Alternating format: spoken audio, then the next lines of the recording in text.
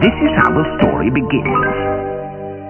In a dark, dark town there was a dark, dark street. In the dark, dark street there was a dark, dark house. In the dark, dark house there were dark, dark stairs. Down the dark, dark stairs there was a dark, dark cellar. And in the dark, dark cellar some skeletons lived. There was a big skeleton, a little skeleton, and a dog skeleton. Woof!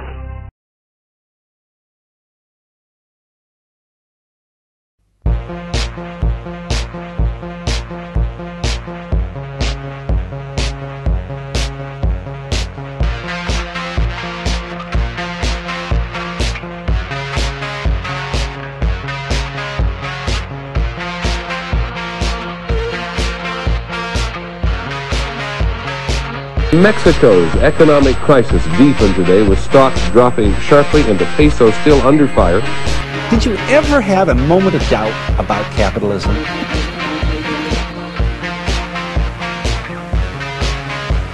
Is it really true that political self-interest is nobler somehow than economic self-interest?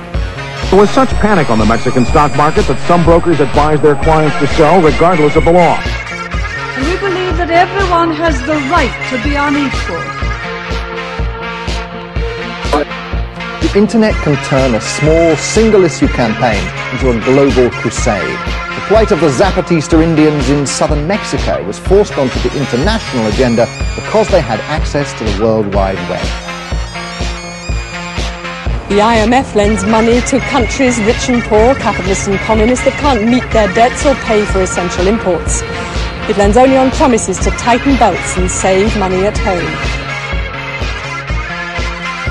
But it was the beginning of the domination of the world economy by world bankers, and the IMF is really its political voice.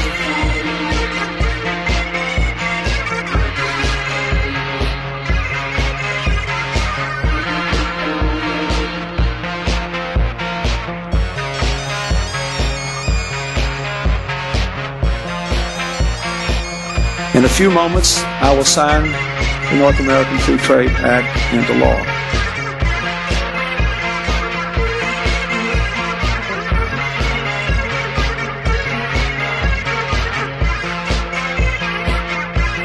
I used to think you were a swell guy. Descomposición mundial, lo que llamamos la Cuarta Guerra Mundial. El neoliberalismo, el proceso de globalización económica, trata de eliminar a la mayor parte de la gente que no es productiva. So that the record of history is absolutely crystal clear, that there is no alternative way so far discovered of improving the lot of the ordinary people. But in the end, governments and peoples and parliaments have to decide whether they will have their economic affairs dictated by the world bankers or whether they will determine their own future. It's our last chance to stop them. There's a lot of struggle against neoliberalization around the world, and it's usually against some specific aspect of it. Environmental degradation here, misappropriation of resources there, dispossession of rights through eminent domain somewhere else, problems of workers being laid off, outsourcing, all those kinds of things. So there are many individual struggles going on. But when you look at the total package of what has happened, it seems to me we've actually had, for the last 30 years, a sophisticated class war waged against all of us. And if it looks like class war, and it feels like class war, why don't we call it class war? And why don't we engage on it back?